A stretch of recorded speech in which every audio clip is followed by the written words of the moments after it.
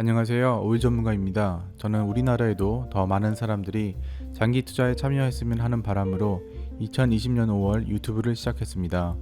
저희 포트폴리오를 투명하게 공개함으로써 장기 투자가 생각만큼 어려운 것이 아니고 누구나 마음만 먹으면 할 수 있다는 것을 보여주고 싶었습니다.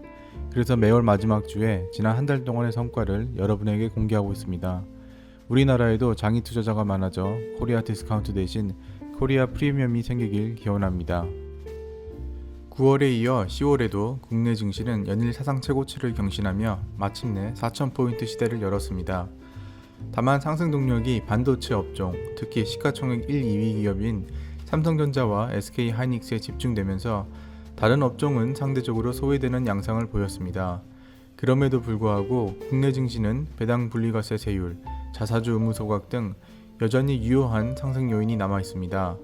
따라서 이는 시간의 문제일 뿐 결국 업종 간 키 맞추기가 진행되며 지금까지 소외된 섹터들 또한 상승 흐름에 동참하게 될 것으로 전망됩니다. 저희 국내 주식 자산은 지난달에 비해 1억 9,751만원 증가한 총 52억 1,742만원으로 마감했습니다. 하나금융지주 현재 수익률 114.90%, 우리금융지주 105.85%, 현대차 EUB 69.43%를 보이고 있습니다. 대부분의 사람들은 주식 투자 성과를 단순히 주가로만 평가합니다.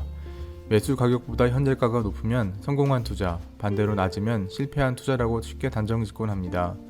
물론 완전히 틀린 말은 아닙니다. 주식 투자의 목적이 결국 수익 창출이기 때문입니다. 그러나 기업의 내실을 살펴보지도 않은 채 단순히 현재가가 평균 매수 단가보다 낮다는 이유만으로 실패한 투자라 결론 내리는 것 또한 꼭 옳다고 할 수는 없습니다. 예를 들어 보겠습니다. 지난 7월 하나금융지주는 연일 사상 최고가를 경신하며 최고가 97,100원까지 간 적이 있습니다. 연일 상승하는 주가에 9만원 이상 가격대에서 매수하신 개인들이 많을 것으로 사료됩니다. 약 4개월이 지난 현재 오늘 장마감 기준 주가는 85,500원입니다. 그럼 이 투자는 실패한 걸까요? 단기 투자자에게는 실패한 투자이겠지만 장기 투자자에게는 그렇지 않습니다. 하나금융지주 3분기 실적은 2분기에 비해 약 4% 하락하기는 했지만 3분기 누적 기준으로는 사상 최대 실적을 기록했습니다. 무엇보다도 소각을 위한 자사주 매입 1,500억 원을 공시하는 등 주주 환원에 계속 힘쓰고 있습니다. 다른 금융지주사와 마찬가지로 주주 환원율은 매년 상승하는 추세이며 2027년 목표인 주주 환원율 50%는 조기에 달성할 것으로 예상되고 있습니다. 금융지주가 최근 상승장에서 주춤하는 모습을 보인 이유 중 하나는 국내에서 가장 큰 손인 국민연금이 은행주 매도로 전환했기 때문입니다. 하반기를 기점으로 가계대출 규제 그리고 환율 상승 등 대외 여건이 악화될 것으로 예상되기에 차익 실현을 한 것으로 보입니다. 2019년부터 금융지주 투자를 이어가면서 매년 듣는 말입니다. 매년 듣는 말이 내년에는 시장 여건이 어려워지기 때문에 은행들이 어려워질 것 같다는 소리입니다. 이제 우리는 시간이 흐를수록 화폐의 가치가 떨어진다는 것을 잘 알고 있습니다. 전 세계 모든 나라가 계속 화폐를 찍어내기 때문인데요.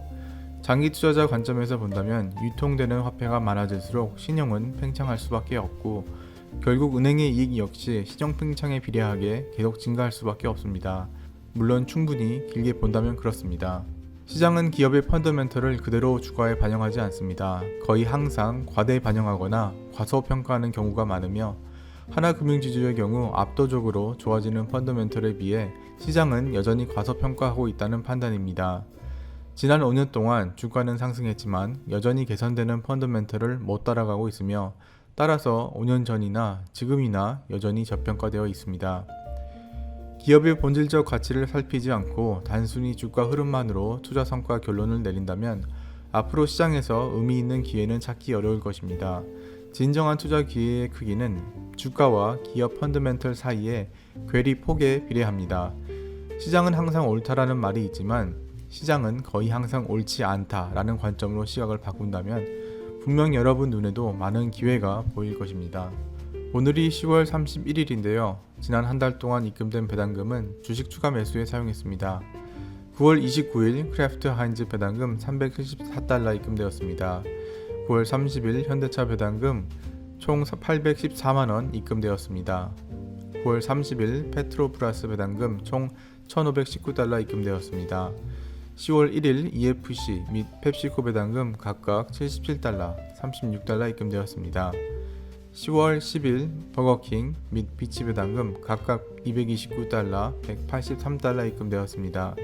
10월 31일 EFC 배당금 77달러 입금되었습니다.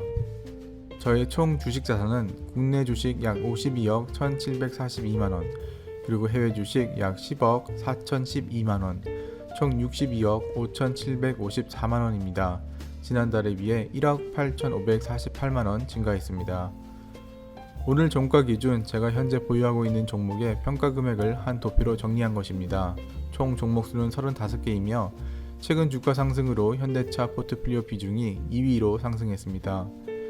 단순 추정 정제 마진은 지난달에 비해 크게 상승하면서 현재 배럴당 15달러 수준을 유지하고 있습니다. 오늘도 시청해주셔서 감사합니다. 장기 투자는 어렵고 지루하지만 제가 동행하겠습니다. 여러분도 잃지 않는 투자를 통해 꼭 성공적인 투자를 이어갈 수 있기를 기원하겠습니다.